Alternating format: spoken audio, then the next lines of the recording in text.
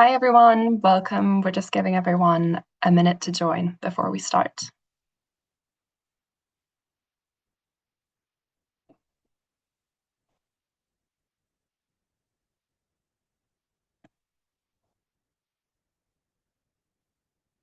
Welcome to everyone joining. We're just giving it a minute before we kick off.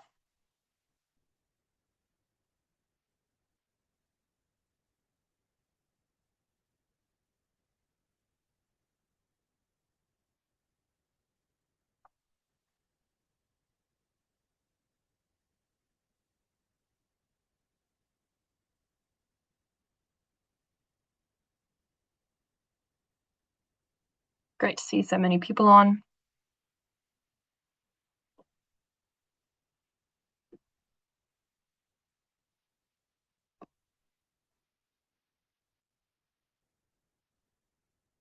All right, time to kick off. So welcome everyone to today's IDA Insight Hour.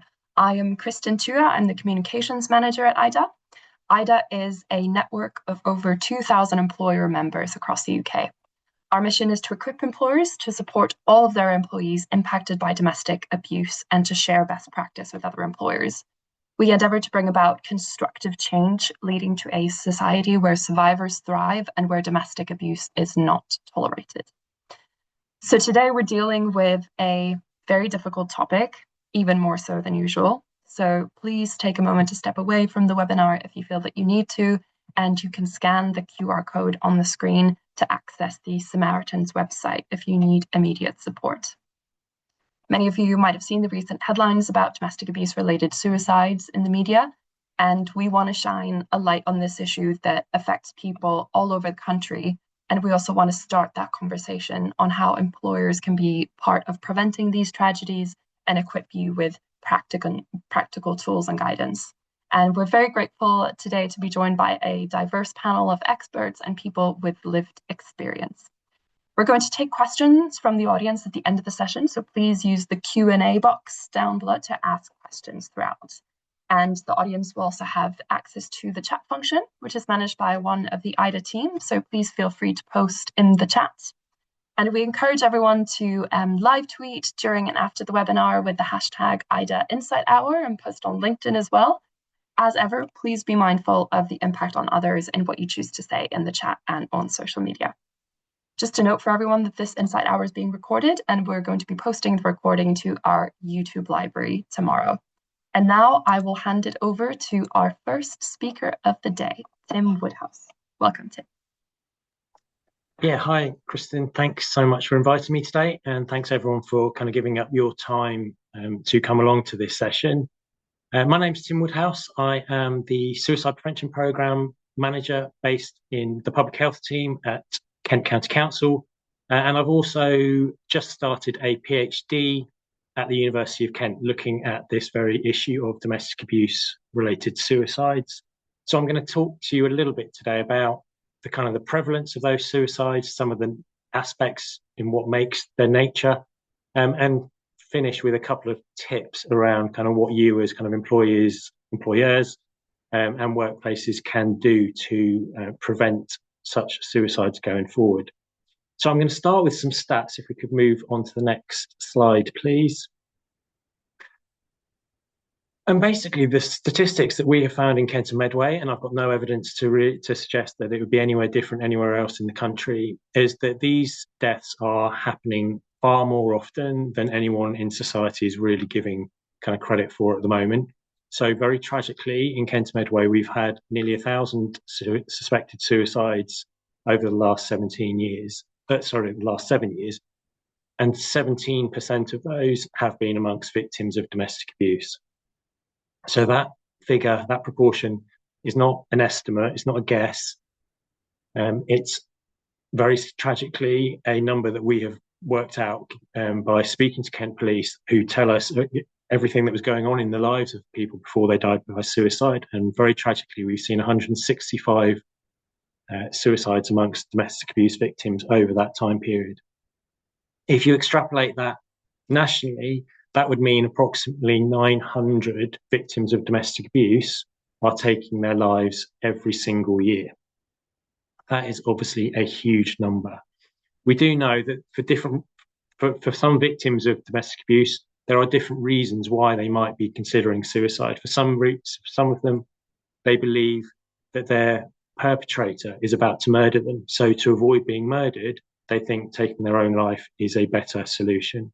But that's not true for everyone. Some people, some victims of domestic abuse, end up believing the lies that their perpetrator tells them, that their family hates them, the world would be a better place without them, they've got no family, they've got no friends that care about them.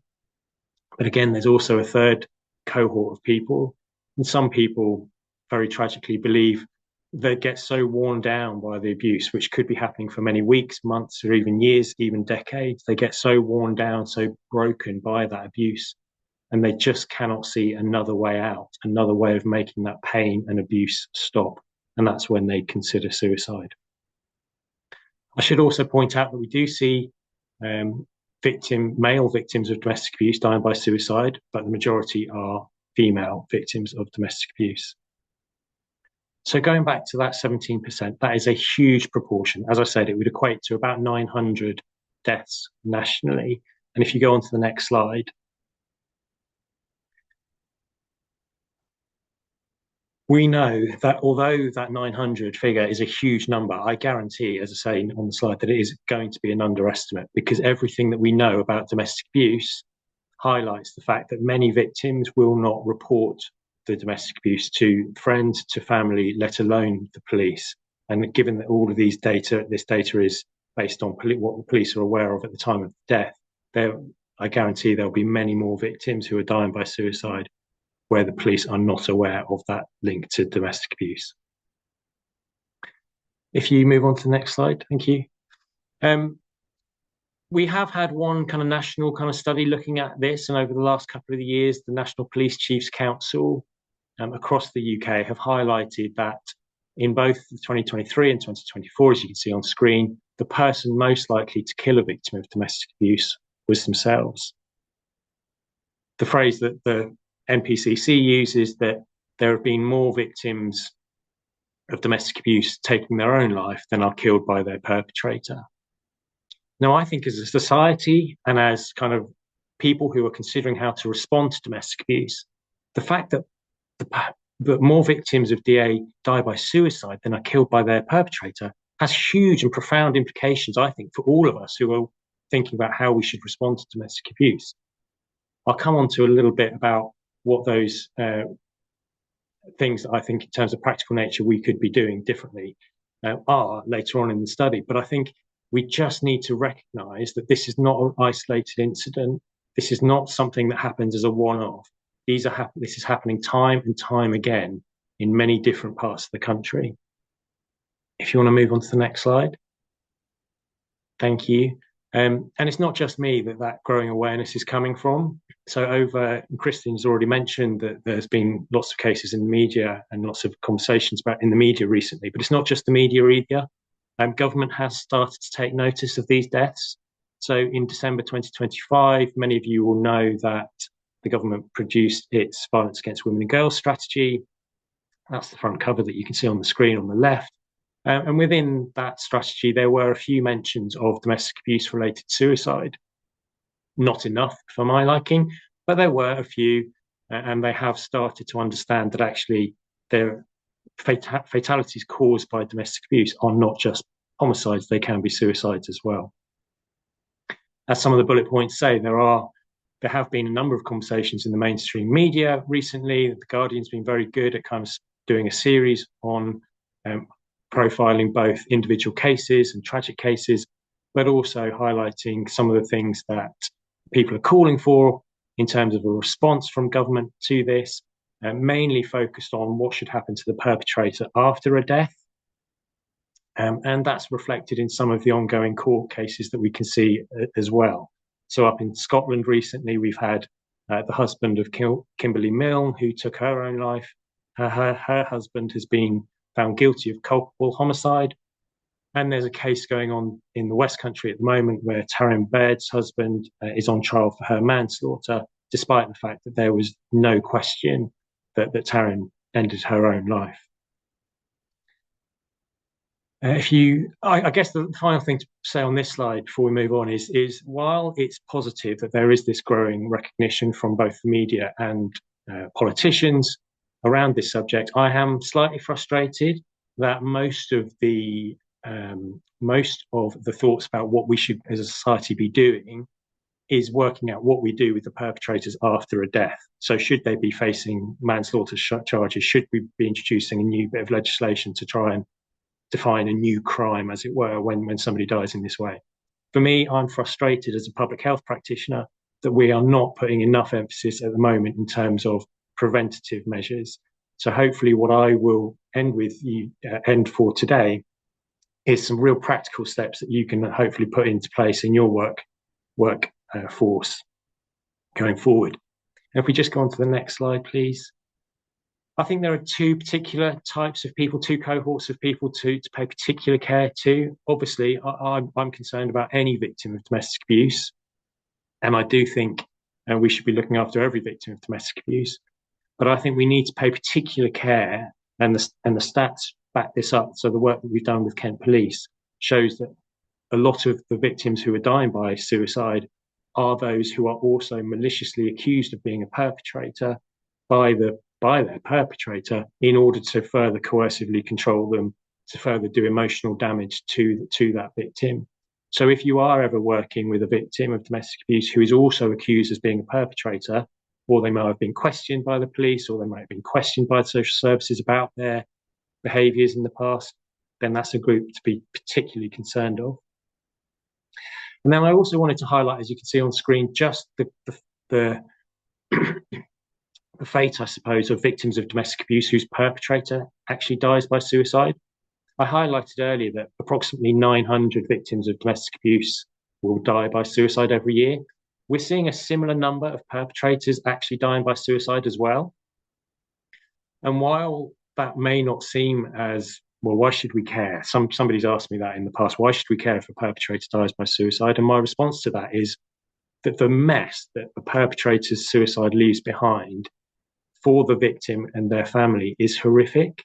So the emotional and practical pain when a perpetrator dies by suicide that is left behind for the victim, it is just as bad, just as painful sometimes as the direct abuse was when the perpetrator was alive. In fact, I've been told that it's the ultimate act of coercive control when a perpetrator dies by suicide. So if you do ever come across that scenario, please pay particular care to that victim. And then my final slide, if we can just move on. It's two really simple measures that I think you can take as employers, as colleagues of people when you're supporting a victim of domestic abuse. And it sounds really basic, doesn't it? But please just ask the question, are you feeling suicidal? Because without knowing the answer to that question, whether they are feeling suicidal or not, you're not going to be in a position to create an effective safety plan. And that, as you've probably already read, is the final recommendation, is that when you are safety planning around a domestic abuse victim, please ensure that you have a section on your safety plan template that talks about how do we keep this person safe from suicide as well as safe from harm from their perpetrators. Okay, that's a quick run through of my work. I'll hand you back to Kristen. Thanks, Tim. So it's Susan joining now. So I'm the CEO of IDA, and I'd like to invite our other panelists now to join us. Tim, thank you so much for setting the scene and sharing those thoughts. It's incredibly sobering, but also very practical guidance, which will be very useful for people on the webinar. I'm going to ask each of our panelists who've just joined us, you can see the name on the screen, but if we could now take the slide away so we can see everybody slightly bigger. I'm going to ask you very briefly to introduce yourself. So Charlotte, I'll start with you. Oh, you need to come off mute, Charlotte. Sorry. Sorry about that. No, not at all. My name is Charlotte Bard. I'm speaking today as an IDA ambassador. I'm a survivor of domestic abuse, and I've been campaigning around the family courts for about 6-7 years. I also help victims of domestic abuse on their healing journey through an organisation that I created called the Wholeness Project. And also I just raise awareness and educate on domestic abuse. Thank you, Charlotte. We're really pleased to have you as one of our group of ambassadors. I'm great you could join us today. Kate, can I come to you next to introduce yourself? Yes, thank you. And hi, everyone. My name's Kate Field. My job title, for what it's worth, is the Global Head of Human and Social Sustainability. Such a mouthful, but I really support the work that the British Standards Institute, BSI, who I work for, do in developing best practice guidance to help businesses tackle some of these more challenging areas. And in particular, you'll hear about the latest standard that we've developed in this area. Thank you. Thanks, Kate. And Dr. Roxanne Khan. Roxanne.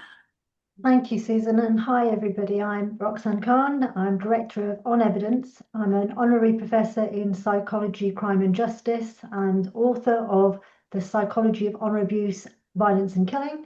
I'm also the founder of the HARM Network, which stands for the Honour Abuse Research Matrix, which is a global research network developing innovative responses to honour-based abuse.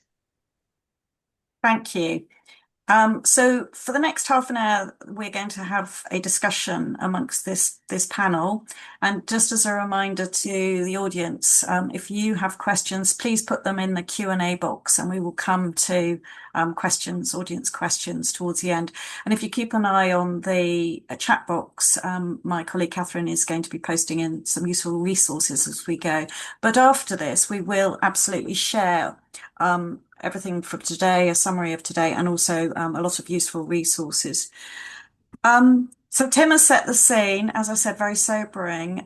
We're going to start, I'm going to turn to Charlotte first. And just a warning for everyone, Charlotte's going to talk about her own experience of considering suicide, because we think it's really important to bring your voice right into the centre of what we're thinking about in order to be able to provide that support within the workplace. And when we're thinking about workplaces, we're thinking about two things, I would say. First, and hugely importantly, how do we as a workplace help to prevent a suicide amongst our colleagues? So being able to spot the signs and providing a culture of support. Secondly, in a situation where there is a suicide, somebody dies by suicide, as a workplace, how do we respond? There are different scenarios. It could be that a colleague is bereaved by the loss of a family member, a friend, somebody they know well, through suicide. Or it could be somebody within their workplace who takes their own life. That could happen outside the workplace, or it could happen indeed within the workplace. And the impacts of these different scenarios, that crisis, if you like, from a workplace perspective, is incredibly difficult to handle. The impacts, I would say, ripple outwards to so many different people in so many different ways, and they last for a very long time and have impacts, decades even afterwards within the workplace and of course much more broadly. So it's thinking about it from a workplace perspective is how do we prevent and support, and then if it does happen, how do we deal with that crisis and those long-term impacts. So turning to you, Charlotte, you have shared with me before that there are two occasions when you have thought about suicide.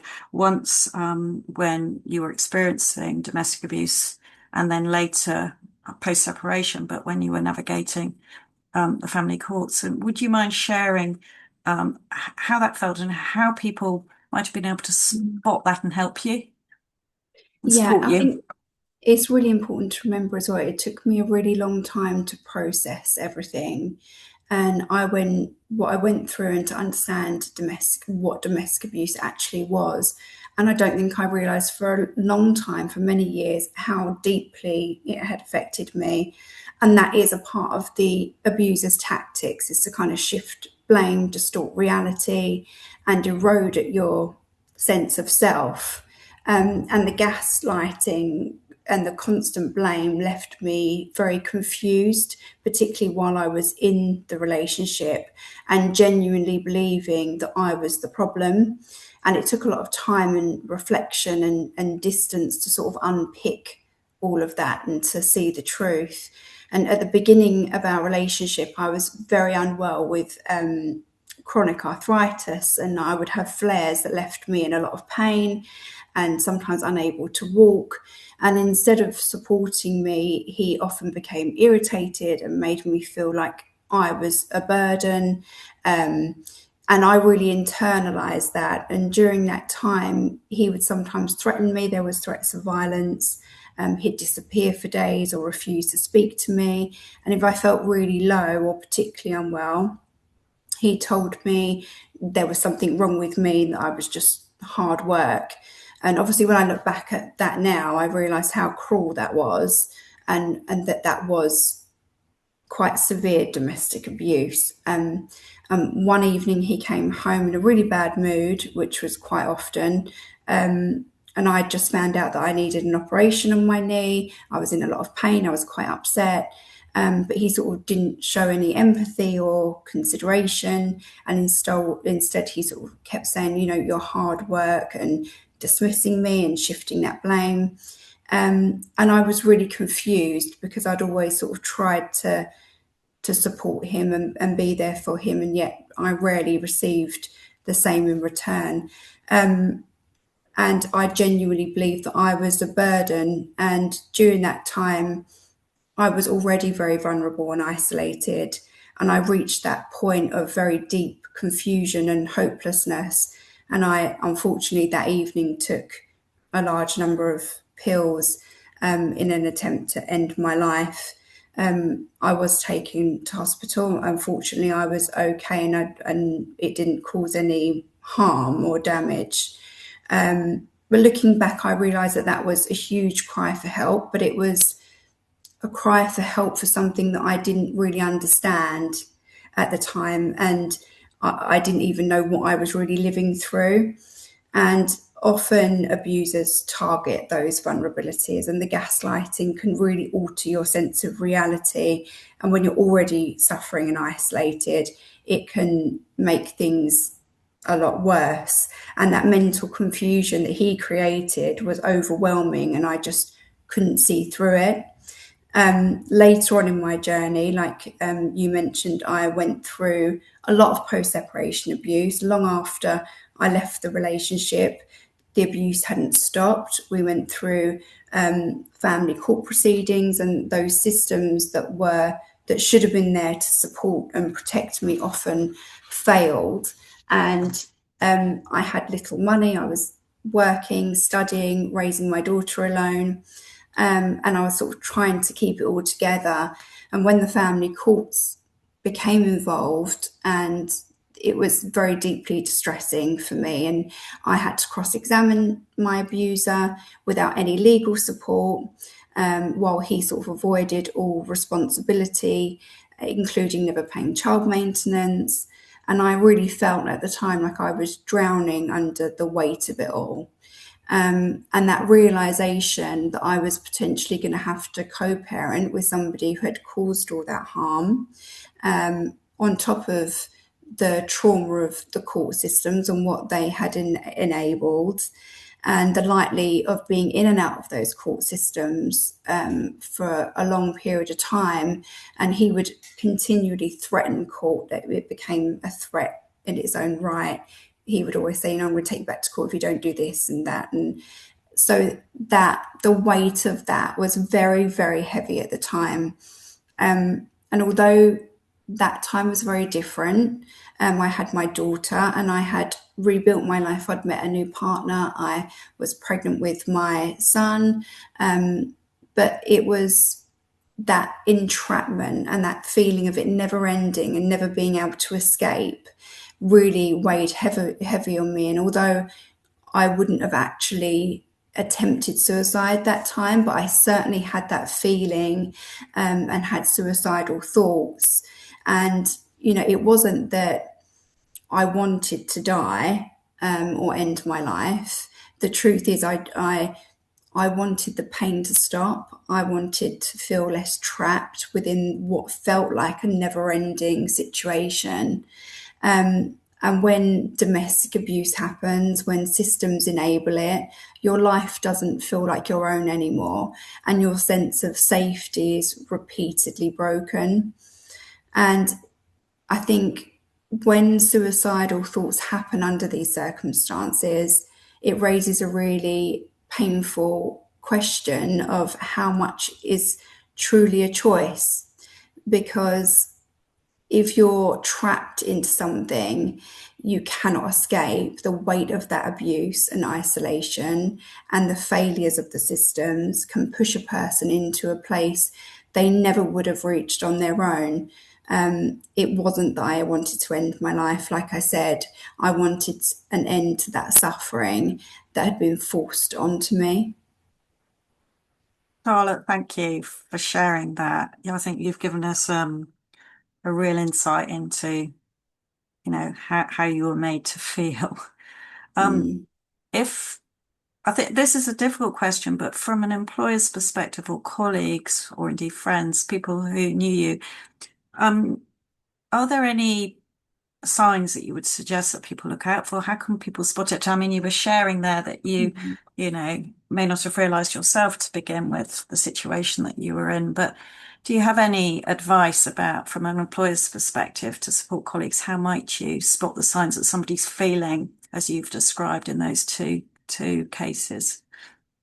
I think it is so difficult because I think, like I said, I didn't necessarily, as in the beginning, I didn't necessarily know what I was going through. And I think many people around me didn't know. And because of the circumstances of me being so unwell, a lot went missed because of that.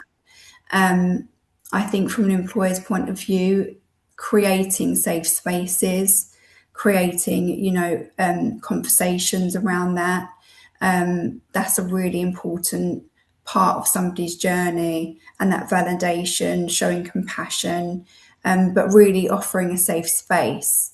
It provides an opportunity for somebody to open up and have a conversation if they feel they can. And quite often, I think it's really difficult to have a conversation with people who are closest to you. Sometimes that more outside person, like an employee, can have such an positive impact by creating a safe space and compassion. That's really helpful. And I think you've also drawn out for us the fact that the abuse, can carry on for a long period of time, and therefore employers need to be aware of that. Charlotte, I'm going to come back to you a bit later on, but Tim, just listening to Charlotte and reflecting on that, and with the work that you're doing, do you have any additional practical thoughts for employers and colleagues to add to what you said before?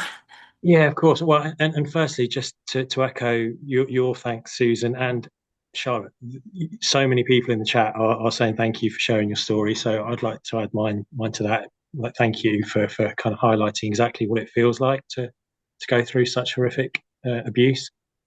I mean, to be honest, I think just building on what Charlotte said. So in terms of once you've created that safe space, once you've created the right environment for that disclosure to kind of happen, then crucially it's about getting the response right, isn't it? So yes, you create the space, ensure that that disclosure can be made safely, but then as a colleague, as an employer, what you do next is then obviously really important, because we know that sometimes victims will disclose, but if they don't get the right response first time, or they don't get a helpful response first time, they're not going to disclose again, and that's obviously potentially fatal consequences. So it's ensuring that you get the right response, and that means training your staff, your colleagues, to know what to do when somebody says that they are either feeling suicidal, or B, experiencing domestic abuse, or C, both. So working out where those local support services are, working out where the right agencies for support are, but ensuring, and I know we're going to come on to hear from a colleague next, ensuring that you've got the right processes and policies in place within that organisation to ensure that response is appropriate. Thank you, Tim. And I think that's great advice. And I think it's really important that employers are there. We have a framework within our work which we say recognise, respond and refer. So we encourage employers not to become experts in domestic abuse. I mean, that's not appropriate, fair, possible, but to be able to recognise, to respond appropriately, and then refer off to the expert support that's available. Thank you, Tim. You very nicely set me up to move on to Kate. Thank you. Kate,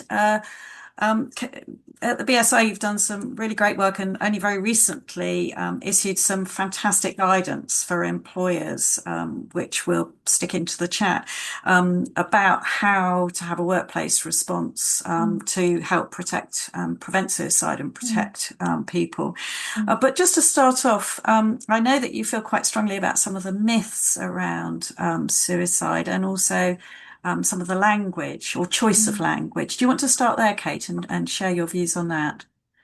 Yeah, certainly. Thank you. And I'd like to echo everybody's thanks to Charlotte for sharing, and also for Tim, I think, for doing the research to really explore kind of this intersection.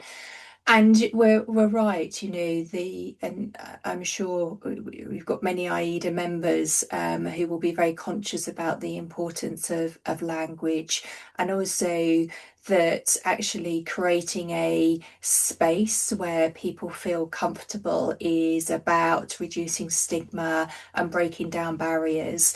So it's exactly the same when we are talking about suicide, and the first thing and the most common myth is perhaps that if we ask somebody if they are thinking about suicide, it puts the idea of suicide in their head if it hadn't been there before, or just talking about suicide puts it into heads of people who hadn't been thinking about suicide before, and that is absolutely not the case.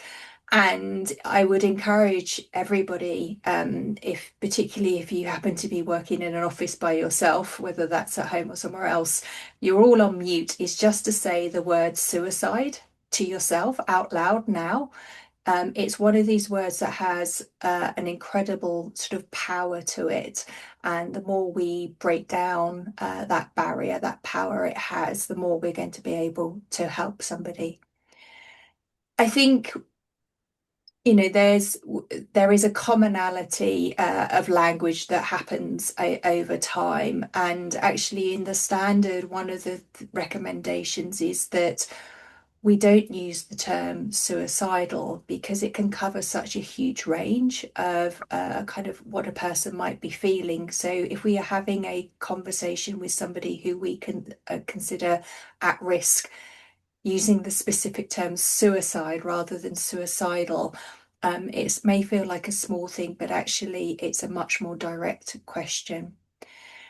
I think other phrases that we need to be aware of, and this is one I constantly have to be alert to because it's so common in our parlance, is not using the phrase committed suicide.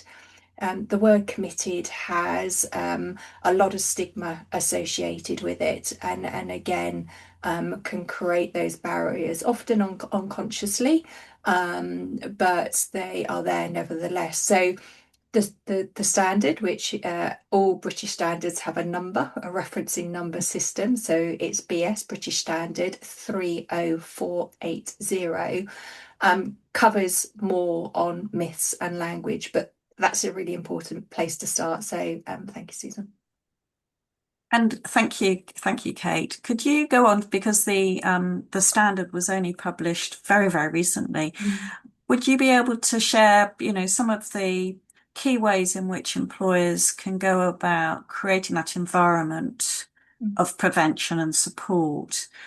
Start there and then maybe move on to, well, if there is a suicide in the workplace, what do employers need to be thinking about?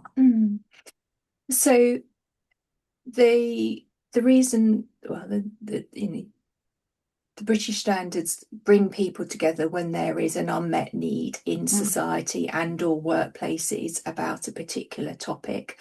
And we've heard the statistics from Tim about this intersection between suicide and domestic violence. But if we kind of take that intersection out and just look at suicide, in the UK, the figures obviously flux a little bit, but it's around 6,000 suicides are registered in the UK per year. So that's 3 times higher than the rate of road traffic fatalities, and 40 times higher than work-related fatalities.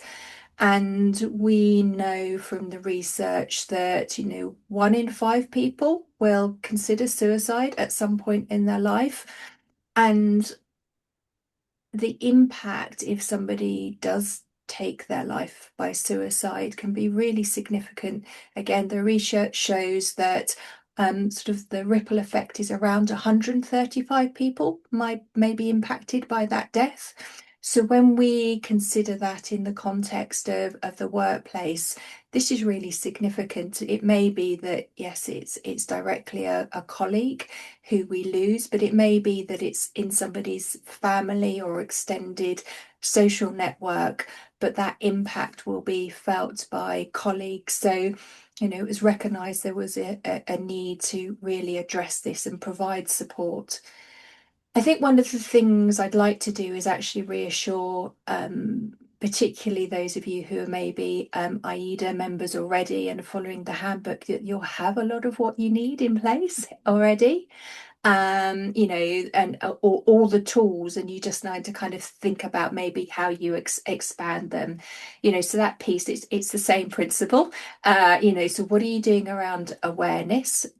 What does intervention piece look like, and what does support after a death look like? So the awareness is the things that you'll kind of be looking at already. So, creating that open, supportive culture. And I think, particularly this intersection between domestic violence and suicide, one of the big things is the feelings of isolation and hopelessness that individuals have.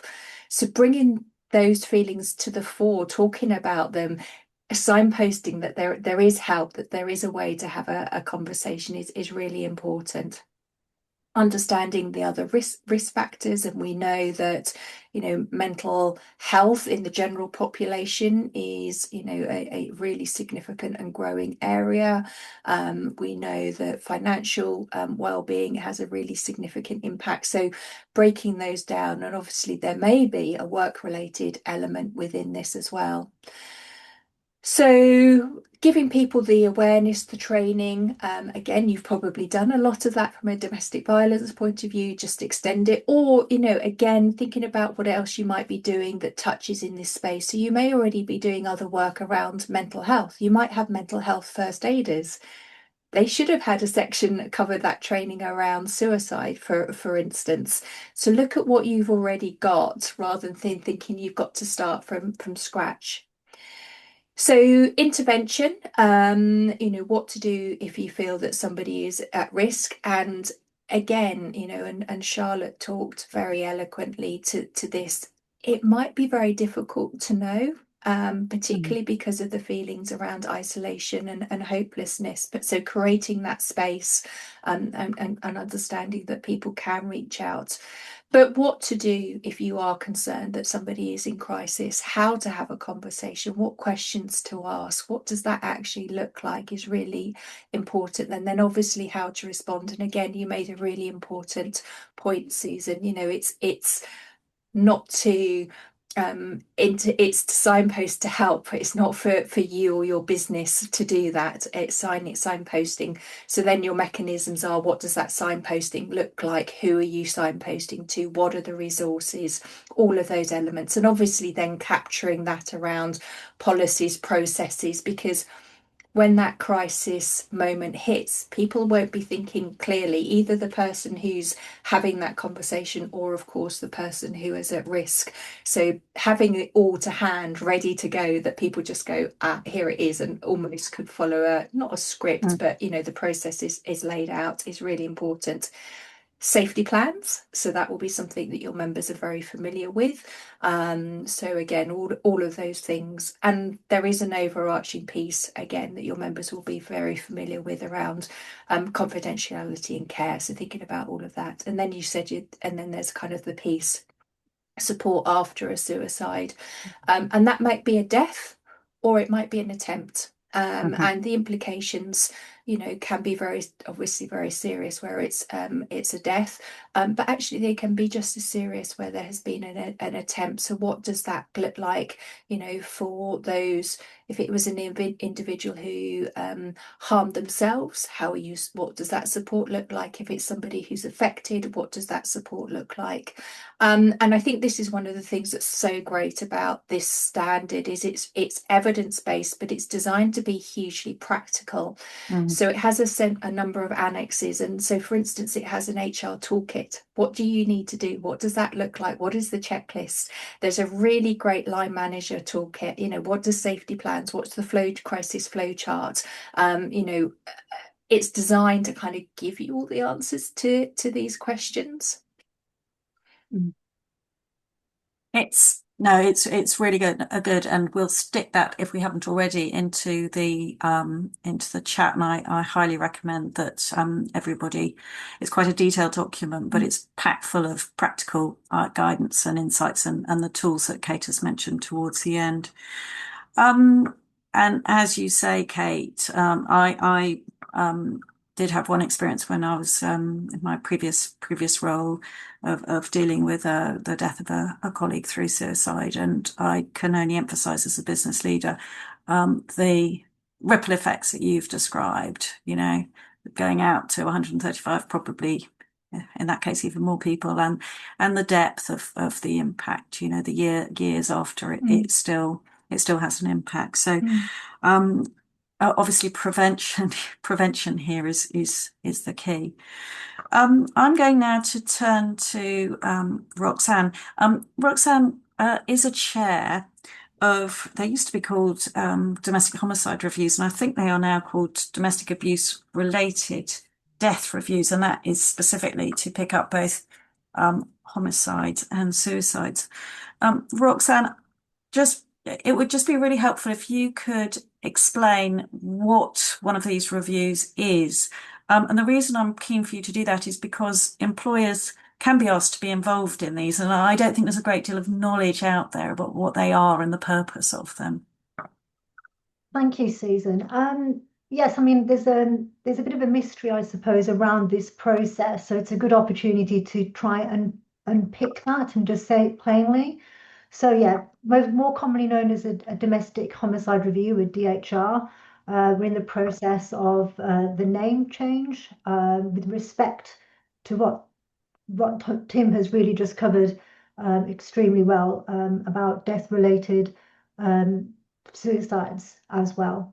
So to call it briefly, it's a domestic abuse related death review, so a DARDA. So there's a lot of acronyms, as I hope you're going to get used to saying. I'm going to stick with DARDA for now.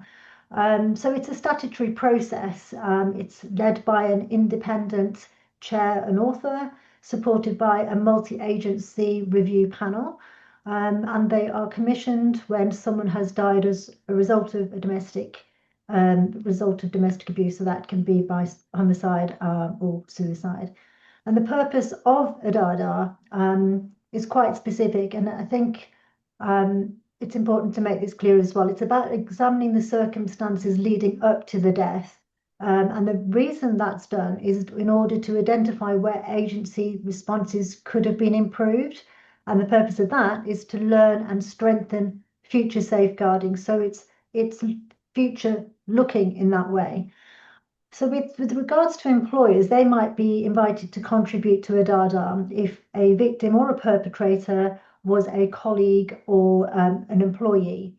And they often will be asked to provide a chronology of contact with either the victim or the perpetrator, or prepare a report for their agency contact with that employee.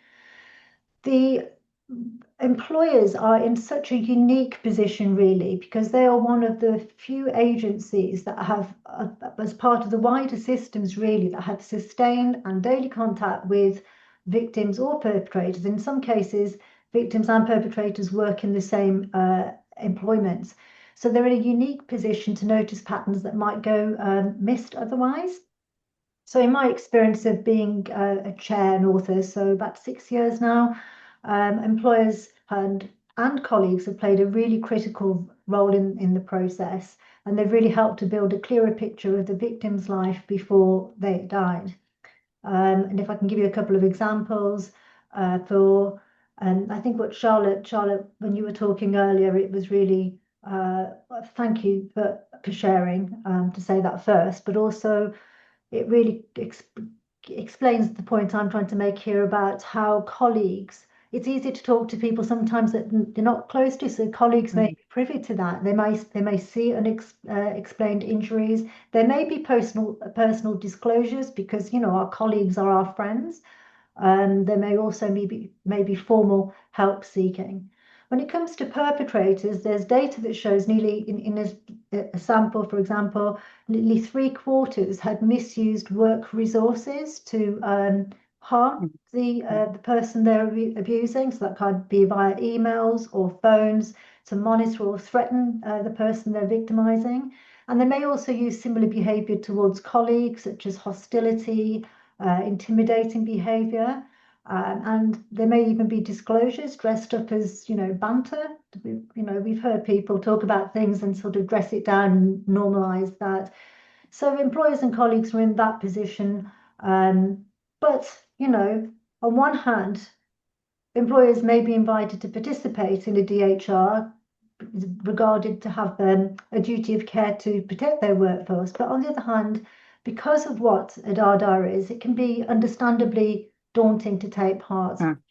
So I think the take-home message for that would be that at its very core, it is a confidential learning process with emphasis on learning. And that's in the way that I approach review is I also see it as a way of honoring the victim. So doing so with honesty and integrity, and by putting ourselves in the victim's shoes, to focus on a determined effort to learn lessons so we can prevent future tragedies happening again. Roxanne, thank you for explaining that so clearly. I've been looking at some of the reports that come from these reviews, and there are occasions where employers decline to be involved. And as I say, I think that's because they are concerned and perhaps don't understand the purpose. There is, if we can put it in the chat, there's a Home Office leaflet for employers. It's a little bit old now. I probably could do with a bit of an update and refresh, but it is useful in just setting out and explaining what these are. So we'll share that. And Roxanne, I'd like to move on. Roxanne's also written a book about the psychology of honor abuse, violence and killings. And one of the complexities around suicides, incredibly complex, but thinking about the complexities of the individual, it can be people of any age, gender, background, experience, and so forth. But I think the complexities of honor-based abuse, could you share with us a little bit about honor-based abuse? And then again, thinking from an employer's perspective, what additional things do people need to be aware about in order to provide the support? Susan, the way you phrase that question, I'm so pleased that you asked it, but also the way that you know, it's a complicated form of really complicated, yeah. But so is domestic abuse. Domestic abuse is complicated outside looking in. Yeah. But the minute we start having these conversations, and when we talk about it, the easier it is to understand. And it couldn't be more timely, actually, with the government in December this year pledging to come out with a statutory definition. There's a lot of changes taking place, so I think it's a perfect time to mention it here. There's many myths, many misconceptions. But if I was to try and say it in a nutshell, I've never managed to say anything in a nutshell in my entire life, but I will try. But honor abuse usually occurs when family and community members harm someone when they believe that person has shamed them. So in those families where the honor aspect, having an honorable reputation means more to them than individual autonomy or personal identity, really. So any accusation of being dishonorable evokes shame, and then that provokes the aggressive response.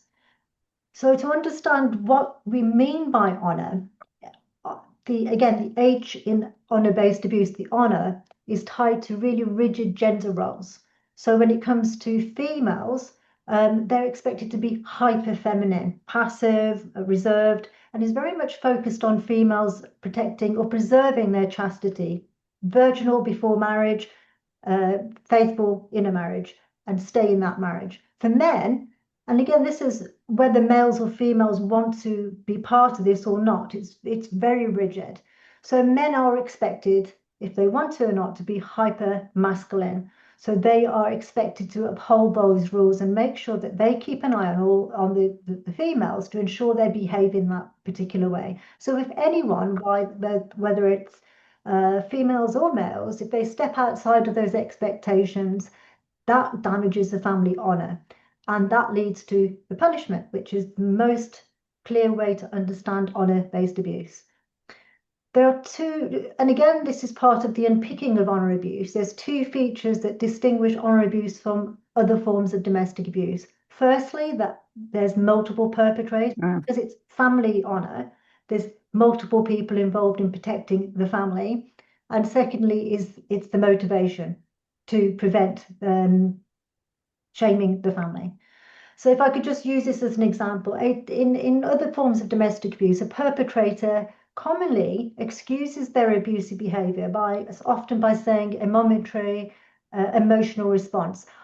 Let's say, oh, I was really passionate, I have no control over my emotions, I lost control of myself. But when it comes to honor abuse, instead of excusing their behavior, they justify it via self-defense, saying, I was defending my family. I'm not out of control. I'm an honorable person. I had no choice. So there's the distinction there. But at the end of the day, both are really just set up to ignore the impact on the victim. When it comes to employers then, it creates very specific dynamics for them to understand. For example, victims are likely to face restrictions, for example, on their movements and their relationships, and it can escalate rapidly when a victim gains independence. And that means a new job, making new friends within the workplace, or having new relations or friends, for example, in that. But if I can bring it back to suicide, honor-based suicide, I would think that employers need to recognise what honor abuse is and who's affected. So again, honor abuse is no different from any other forms of domestic abuse. It ranges most commonly from coercive control. Very rarely it's lethal. Females are most or overwhelmingly victims, but also men, people with LGBT identities and people with disabilities. And our research tends to focus on Asian families, but honor abuse is not unique to any one culture, faith, or religion. And we recently published our study across Greater Manchester, where there were 33 different ethnicities being supported by one service. So I'm going to bring this to suicide because I'm going to stick with Greater Manchester, in which we found a study of young South Asian women who had significantly higher rates of self-harm and suicide than their white peers. And this, when they explained the reasoning why they tried to end their lives, the main reasons they said were conflict around family values, personal relationships, or core features of honor abuse. So I think we analysed all the DHRs related to honour-based abuse. It's being published in James Rowland's book. I know his book is coming out later in this year. And if it had to sum it up, many of these victims are living with a dual threat. They're living with the risk of harming themselves, but also being harmed by others. And then the workplace tends to be the only environment where there's any degree of safety. Roxanne and everybody, Roxanne, thank you. I don't know if you can still see me, but I have lost my vision of all of you and my ability to do anything on the webinar. So I am just going to ask my colleague Kristen to pop back in, answer any questions and wrap up. I'm so sorry, everybody. I simply can't see any of you or use any of my controls. No Kristen, worries. Can you take over? No worries at all, Susan. Thank you so much. I'm just in the Q&A box now, and we've got a few questions, and one is from Sharon Rose, who says, if victims of domestic abuse are feeling so overwhelmed and let down by the system, how can we collectively improve the systemic response to domestic abuse to put the blame back onto the perpetrator and help rebalance the sense of injusticeness and hopelessness the victims are feeling? I'll open the floor to our panelists to answer on the systemic bit. Yeah, I'm happy to come in. I mean, what a brilliant question. First off, I think it goes back to something that I was saying in my kind of presentation opening remarks, is that I think we just need to change the whole response to domestic abuse and just and understand that actually there's a to pick up on Roxanne's point, there's a dual threat going on here. It's not only from the perpetrator, but it's that suicidal feelings from within the victim. And to really understand what's going on there, I think we need a lot more research in terms of what are the precise links between the domestic abuse and that suicidal feeling or that wanting to die feeling. Part of what a lot of women have told me, that when they're suicidal, the system response, when people hear the word suicide, they panic and they go, well, you must need mental health support. You must need people in white coats to give you drugs and keep you safe in some sort of kind of mental health clinic. Of course, that's not what we should as a society be doing to these women. We should be helping them escape the clutches of domestic abuse, because they quite simply wouldn't be suicidal if the abuser stopped abusing them. So it might sound simplistic, but I think we need as a society to understand that link between DA and suicide better, and then get a more appropriate response, which isn't just here are some antidepressants. It's right, how do we collectively, as organisations that are involved in that person's life, work together to ensure that the abuse stops? That's a really, really good point. And I'd just like to follow up on that with something that we at IDA say to employers all the time, which is that this isn't about employers becoming experts, having all the answers, having that specialist knowledge, but it's about working together with the victim survivor to adapt the workplace as much as you can to what they need. And very often that will be more time, more flexibility to attend things like court appointments, a safe place to access resources, and that practical support. So as an employer, you really do have that knowledge and that opportunity to do those things. We also have a question that I would like to pose to Charlotte, maybe, which is from Tess Michaels, who is talking about how, just as you say, someone in a domestic abuse situation might be really overwhelmed. And, oh, sorry, this is a question from Hermant Kumar, sorry. And she also asks, how can you effectively address that kind of situation and make them aware of what it is that they're experiencing, and kind of help them to maybe confront their experience, but also to move forward in a constructive way when they're not recognizing that they're experiencing domestic abuse in themselves? I think it's so difficult to try and get somebody to recognise what they're going through. I remember I had a therapist at the time in the very beginning stages of my relationship, and I wasn't aware that I was experiencing domestic abuse, but obviously I had said some things to her that she saw as red flags or whatever, and she gave me a book called No More Walking on Eggshells, and I sort of read it, and it took a long time for me to read and process it. And then I sort of went back and read it a long, long time after, but it planted the seed. And although it was a very slow, long process, it took many years, and it took a long time even after I left. It's about planting that seed, leading with validation, so validating somebody's experience. I think it's very difficult, especially from an employer's perspective.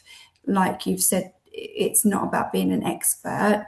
Often signposting in the right direction is really, really important. Also, through my journey, I've had a lot of help from Women's Aid and doing things like the recovery toolkit and that sort of thing. And that made a huge difference in my journey. So even being able to validate somebody's experiences and saying, yes, this isn't right, you do deserve more, and offering some kind of signposting from an employer's perspective, I think that's really key and important. Thank you so much, Charlotte. And I think that's a great note to end on because we are at time. So I just want to extend our heartfelt thank you on behalf of the IDA team to our guest speakers, Tim, Kate, Charlotte, and Roxanne, for the great work that you do, and also for coming here and highlighting to our members why this is a workplace issue and how employers can support their people who might be affected. So please, all to you who attended, remember to take care of yourselves. We're sharing the Samaritans link again on the screen if anyone needs it. And a reminder that we're going to be posting the recording onto our YouTube channel tomorrow. So please feel free to share that within your organizations, and we'll share a summary of the session in our newsletter as well. Our next IDA Insight Hour is going to be on the 19th of May, and we'll be discussing online harms and what employers need to know to support parents and early career employees. There's a link in the chat where you can sign up to that Insight Hour. So thank you very much, everyone, for being with us today. Please remember to seek support if you or anyone you know is affected by the issues that we've talked about. Without further ado, we will come to a close. Thank you.